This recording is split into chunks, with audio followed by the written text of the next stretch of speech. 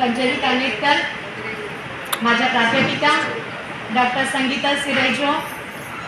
Saint Aloysius BEd कॉलेजमधून BEd कॉलेजच्या professor,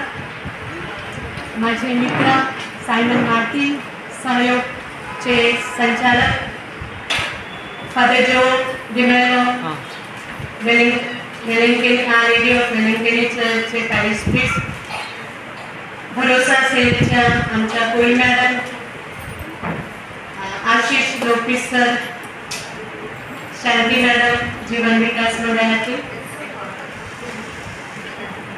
आमच्या निर्मला इन्स्टिट्यूटच्या प्रतिनिधी सिस्टर सिसिलिया, सिस्टर नीता आणि आमच्या सत्य संस्थेचे सर्व स्टाफ आणि आज तिन्ही गावात म्हणजे निर्मळ, वाघोली मर्देस आणि आपलं गोमसाई या तिन्ही विभागातल्या महिला, त्याचप्रमाणे आमच्या सुळेश्वरपाडा आणि इतर वाघोलीपाडा आणि वेगवेगळ्या ठिकाणाहून आलेल्या आमचे सर्व आमच्या कार्यक्षेत्रातील बंधू आणि भगिनींनो, आज सख्य संस्था 38 वर्ष साजरी करत आहे आणि 38 वर्षाचा काळ म्हणजे आता जे तुम्ही पाहिलं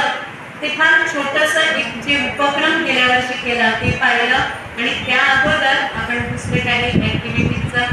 अहवाल इथं सादर केला, परंतु अगदी 1985 पासून तर आज तागायला वेगवेगळ्या लोकांनी ही संस्था वाढवण्यासाठी कार्य केलेलं आहे आणि संस्थेचं ध्येय आणि उद्दिष्ट घेऊन आपण वाटचाल करत आहोत। बरीच लोक या कार्यक्रमामध्ये पुढे आलेली आहेत। जीवन विकास मंडळाने आम्ही महिला दिन साजरा करत असताना लिंग समानतेसाठी गतिशीलता म्हणजे जे काही आपण करत आहोत कार्य त्याला अजून कशी गती देता येईल ते बघण्याचं कार्य आपण करत आहोत आणि आजच्या दिवशी वेगवेगळे आपले जे वक्ते आहेत ते त्यावरती प्रकाश टाकतील। मी फक्त एवढंच सांगेन की आपल्याला हे काम अजूनही पुढे घेऊन जायचं आहे, कारण ज्याप्रमाणे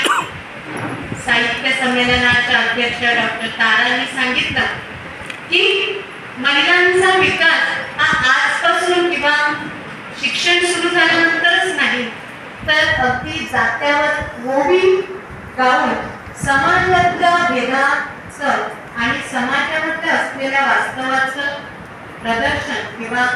विचार हे आमच्या अशिक्षित बायांनी सुद्धा त्यावेळेला म्हणजे संस्कृतीने ते पुढे ठेवलेले आहेत। आज समाज जसा बदलत आहे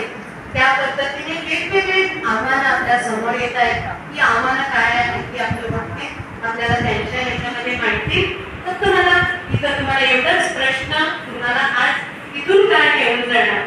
तर आपल्या वेगवेगळ्या स्तरावरती आपल्याला काय आव्हानं आहेत आणि ती आव्हानं आपण कशी पेलणार आहोत आणि त्याच्यासाठी सख्यसारखे वेगवेगळ्या ज्या संस्था आहेत त्यांच्या सहकार्याने आपण कसं पुढे जाता येईल म्हणून आपल्याला थोडंसं आत्मपरीक्षण करण्याची आज आम्ही तुम्हाला बोलवलं आहे। धन्यवाद।